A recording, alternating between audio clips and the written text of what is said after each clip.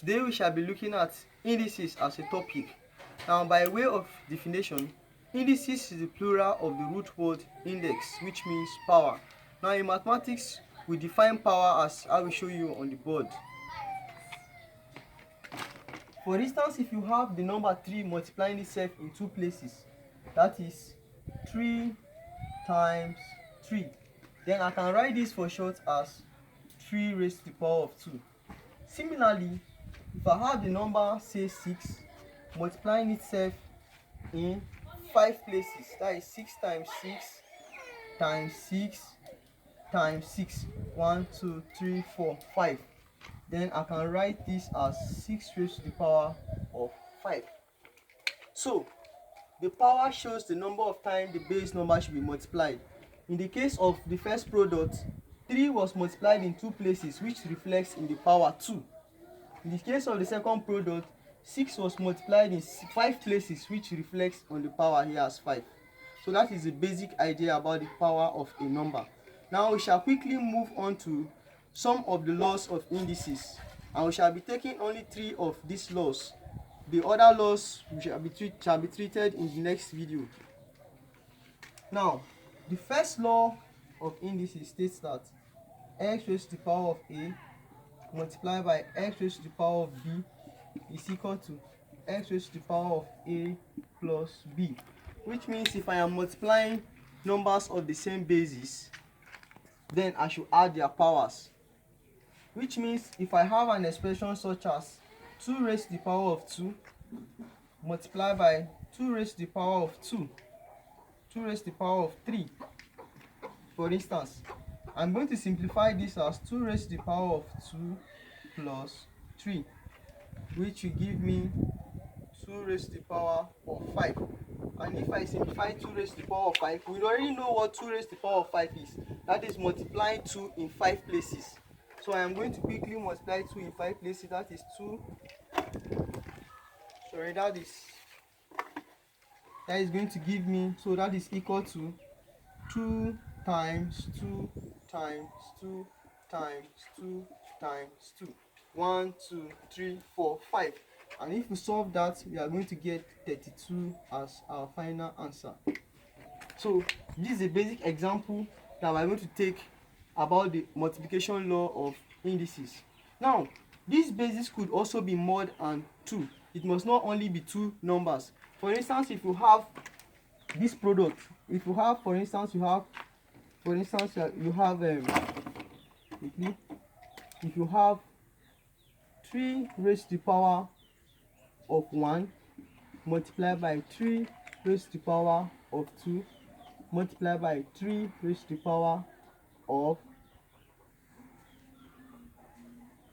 3, then this is going to be simplified as 3 raised to the power of 1 plus 2 plus 3, and this is going to give us 3 raised to the power of 1 plus 2 is 3, 3 plus 3 is 6, so that is going to give us 3 raised to the power of 6.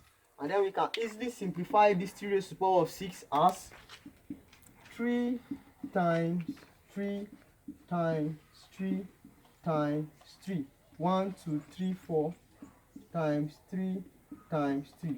That is 1 2 3 4 5 6. So if we want to multiply this product, this is going to give us 3 times 3 is going to give us 9 times 3 times 3 is going to give us 9 times the remaining 3 times 3. 3 times 3 gives us 9. 3 times 3 gives us 9. 3 times 3 is going to give us 9. That is 1 2 3 4 5 6. So this is going to give us 9 times 9 gives us 81 times 9. And if you want to solve 81 times 9, we have 81 multiplied by 9. 9 times 1 gives us 9. 9 times 8 gives us 72. So our final answer is going to be 729.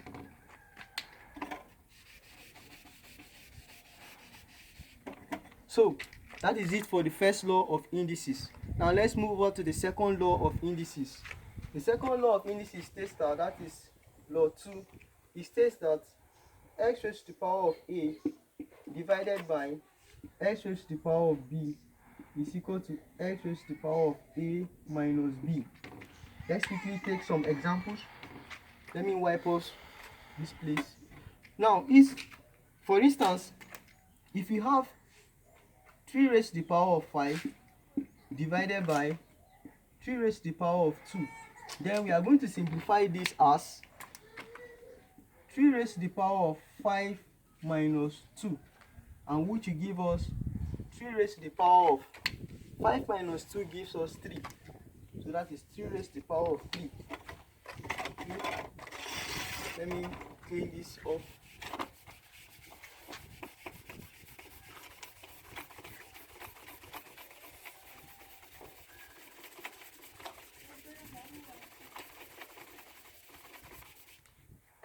So 3 raised to the power of 3 is going to simplify as 3 times 3 times 3, and the final answer will be 27. Good. That is it for the second law of indices. Now, the same thing applies. Let me clean up this.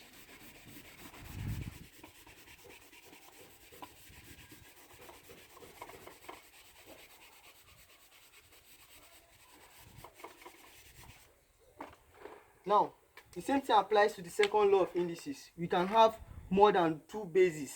For instance, if I have, this is the second example. If I have 3 raised to the power of 6 divided by 3 raised to the power of 5 divided by 3 raised to the power of 2, then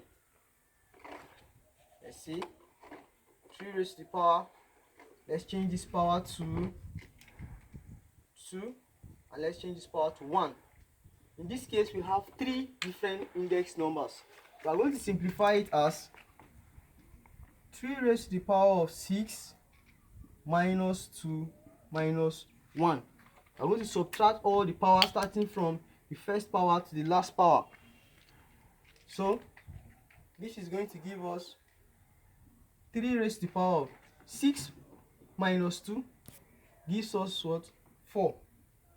4 minus 1. So let me clean up this.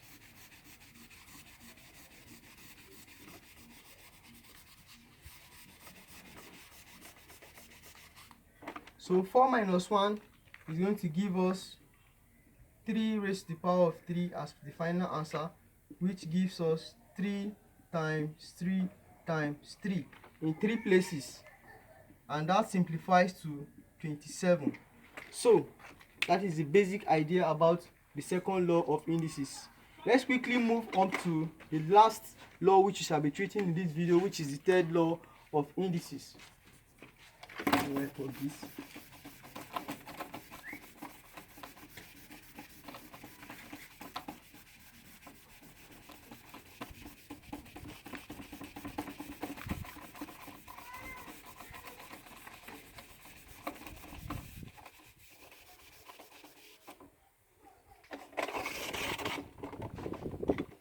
Now, the third law which we shall be treating here is x raised to the power of 0 is equal to 1.